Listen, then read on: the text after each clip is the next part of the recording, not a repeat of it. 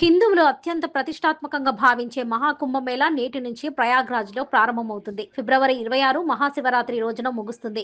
ఈ మహాకుంభమేళాకు దేశాను మూలాల నుంచి 40 కోట్లకు పైగా జనాభా హాజరు కానున్నట్లు తెలుస్తుంది. ప్రయాగ్రాజ్లోని గంగా, యమున, సరస్వతి నదీ సంగమం అయిన త్రివేణి సంగమం వద్ద మహాకుంభమేళా జరుగుతుంది. కుంభమేళాలో పుష్కర స్నానం చేయడం ద్వారా పాపాల నుంచి విముక్తి కలుగుతుందని, విముక్తి పొందుతారని విశ్వాసం. అయితే కుంభమేళాలో పుష్కర స్నానానికి గల ప్రాముఖ్యత, మహాకుంభంలో మొదటి రాజస్నానం ఎప్పుడు చేయాలి అనే విషయాలు ఇప్పుడు తెలుసుకుందాం. అయితే సముద్ర మదనం నుంచి వెలువడిన అమృతాన్ని పొందడానికి దేవతలు, రాక్షసులు 12 సంవత్సరాల యుద్ధం జరిగింది. ఈ యుద్ధ సమయంలో కలశం నుంచి అమృత బిందువులు పడిన చోట కుంభమేళ నిర్వహిస్తారు.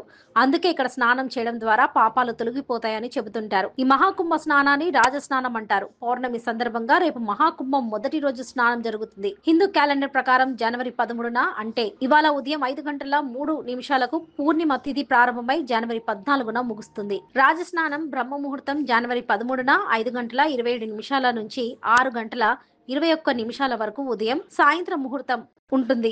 ఉదయం 5:54 నుండి 7:15 వరకు విజయ ముహూర్తం, మధ్యాహ్నం 2:15 నుండి 2:57 వరకు సంధ్యా సమయం, సాయంత్రం 5:42 నుండి 6:09 వరకు ఈ ఏడాది మహాకుంభమేళా ప్రత్యేకంగా పరిగణించబడుతుంది. 144 సంవత్సరాల తర్వాత మళ్లీ సూర్యుడు, చంద్రుడు, బృహస్పతి గ్రహాల శుభస్థానం ఏర్పడనుంది. పూర్వం దేవతలు, రాక్షసులు సముద్ర మదనం చేసిన సమయంలో ఇది ఏర్పడింది. అలాగే రేపు ఉదయం 7:15 రవియోగం ప్రారంభమై 10:38 ముగుస్తుంది. ఈ యోగంలో విష్ణువును పూజించడం శుభ ఫలితాలను కలిగిస్తుంది.